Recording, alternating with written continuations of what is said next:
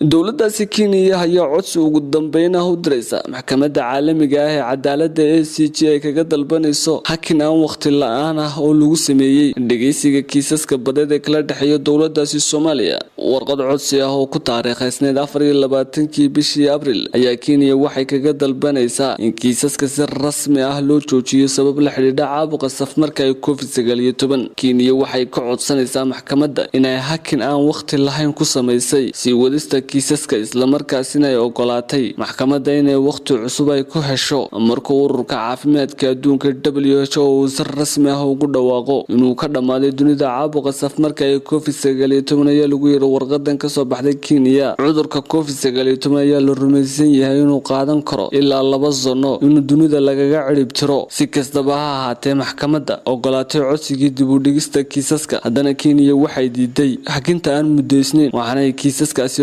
in dib loo bilaabo bisha March 2021. Dowladda Somali ayaa dhankeedana isku dayeysay inay hor istaagto in kiisaska ay gabagabayso ee dib loo dhigayo iyadoo ay codsanayso in lagu qaado hab maqal iyo muuqaal ah, balse kuma aysan guuleysan. Murankan badeed u dhexeeya dowladda Soomaaliya iyo Kenya ayaa in muddo ah la hadalhayay, isla markaasina la isweydiinaya halkee uu ku dambeyn doonaa. Xamse Dabaari, telefishinka Hargeysa.